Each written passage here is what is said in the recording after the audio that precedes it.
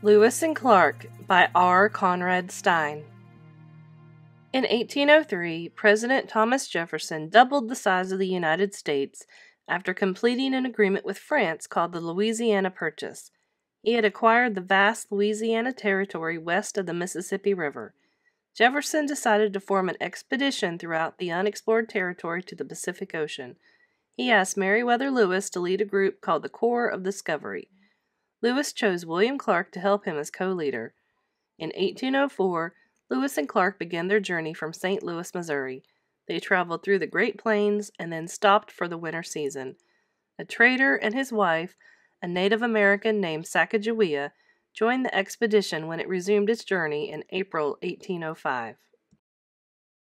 Lewis considered the Mandan Indian stories about huge bears to be fanciful tales until one of the explorers was chased by a grizzly bear. The Great Falls of the Missouri River were a beautiful sight, but also were difficult to travel around. William Clark had perhaps the best eyesight of any crew member. On May 26, he saw the outline of the great mountain range to the west. In the next few days, all the explorers could see the snow-covered Rocky Mountains on the horizon. The sight was inspiring as well as troubling. The explorers knew they would have to find a way to cross the incredible barrier. Before they could cross the Rockies, the Corps of Discoveries faced the Great Falls of the Missouri River in present-day Montana. Here the river tumbled down a bluff that was as high as a modern-day six-story building. The roar of the water was deafening. Lewis called it the grandest sight I ever beheld. But the waterfall meant that the explorers had to carry their boats and supplies up steep cliffs before they could set out again on quieter waters upstream. Traveling around the falls took the party 24 days and left everyone exhausted. Sacagawea quickly proved to be a valuable asset to the expedition.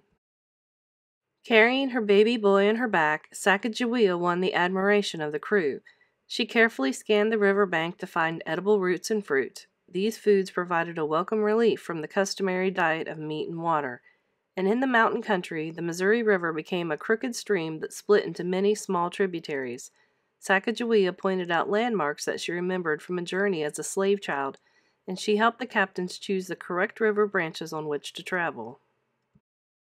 Soon the members of the party began to wonder why they had not yet seen any Shoshone or other American Indians.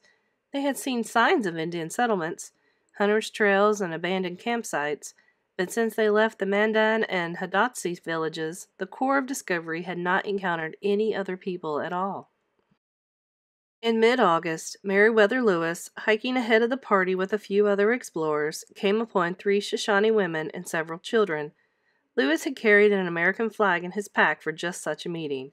He waved the banner and walked slowly toward the group. One of the children fled. The woman sat very still as if frozen with fear.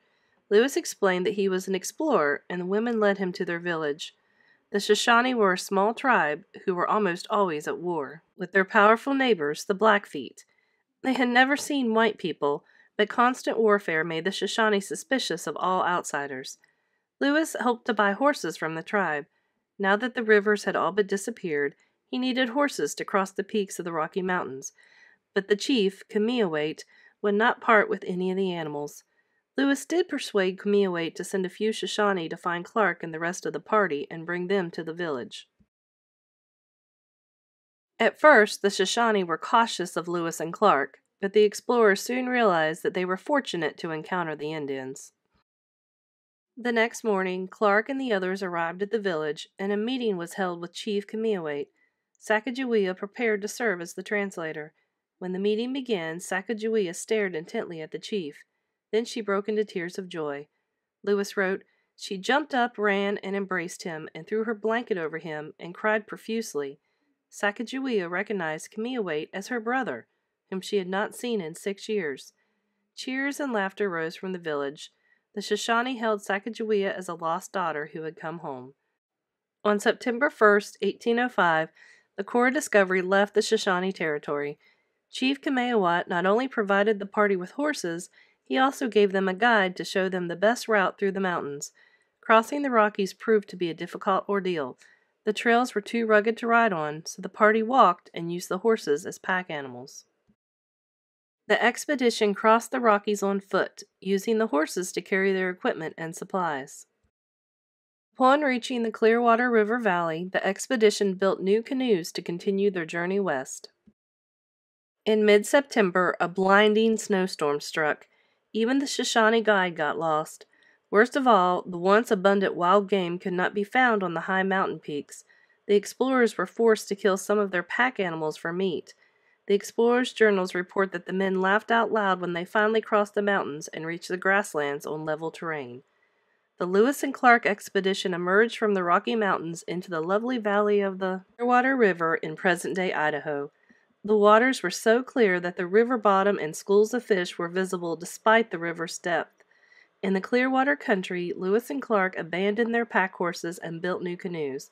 They reasoned that the streams on the side of the Rockies would all eventually flow into the Columbia River, the major river of the Pacific Northwest.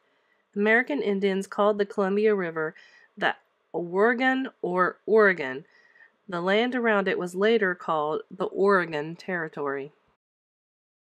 Traveling the rivers, the voyagers met the Nez Perce Indians, who taught them valuable techniques for building and sailing log canoes. Less friendly were the Chinook, who drove hard bargains when trading for goods, but encountering the Chinook meant that the Pacific Ocean was not far away.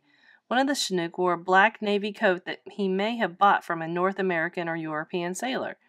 A dismal rain pelted the travelers in early November as they sailed down the Columbia River. They made a camp near an Indian village and spent a restless night. On the morning of November 7, 1805, the rain stopped and the fog cleared. A chorus of shouts suddenly went up from the camp. William Clark scribbled in his notes, "Ocean in view! Oh, the joy!" On the horizon, still many miles to the west, lay the great Pacific Ocean. Upon seeing the ocean, some of the explorers wept, and others said prayer of thanksgiving. The explorers experienced some difficulty in dealing with the Chinook Indians, but their encounter brought signs that the Pacific Ocean was near. The explorers saw the Pacific Ocean for the first time near present-day Astoria, Oregon. But arriving at the Pacific Ocean did not end the Lewis and Clark expedition. The party still had to return home to St. Louis. President Jefferson had provided Meriwether Lewis with a letter of credit guaranteeing payment to any ship captain who would take the explorers to the eastern coast. The party made a winter camp at the mouth of the Columbia River near present-day Astoria, Oregon, and kept a watch for ships. No vessels were spotted. Finally, on March 23, 1806, the crew broke camp and began the long trek east toward St. Louis. To the explorers, the 6-month return journey seemed to be easier than their first journey, because they knew what to expect in the river and mountain country. When the crew reached the Mandan village, they said goodbye to Sacagawea and her husband and continued back to St. Louis. On September 23, 1806, the Lewis and Clark expedition arrived safely back in St. Louis, Missouri, where their journey had begun more than 2 years earlier. The travelers had gone a distance of just less than 4,000 miles, 6,400 kilometers, from St. Louis to the mouth of the Columbia River and back. But the twisting rivers and mountain trails meant that the Corps of Discovery had actually covered about 8,000 miles, 13,000 kilometers, on the history-making trip. Throughout the explorers' travels, they encountered more than 50 American Indian tribes. The journals kept by Captain Lewis, Clark, and several members of their expedition have been compiled into many published accounts since the journey ended in 1806. The expedition returned with numerous samples of plant and animal life that had never before been seen by American scientists. Before the expedition, President Jefferson had hoped that the explorers would find a broad river that ships could use to sail directly to the Pacific Ocean. Lewis and Clark failed to find such a river, and the expedition was final proof that an inland waterway in North America did not exist. From St. Louis, Lewis and Clark traveled to Washington, D.C. Almost every town they passed through brought out bands to welcome them as heroes. In Washington, D.C., the explorers delighted President Jefferson with tales of grizzly bears and high mountain passes. The president said, "Lewis and Clark have entirely fulfilled my expectations. The world will find that those travelers have well earned its favor." To Meriwether Lewis and William Clark, the mission itself was their greatest reward. Traveling through virtually unexplored lands was an exhilarating experience that they would cherish for the rest of their lives. Although they faced many dangers, the thrill, not the peril, of the expedition bursts from the pages of the journals they kept. As Lewis wrote the day he left the Indian village to enter the western wilderness, I could but esteem this moment of my departure as among the most happy of my life.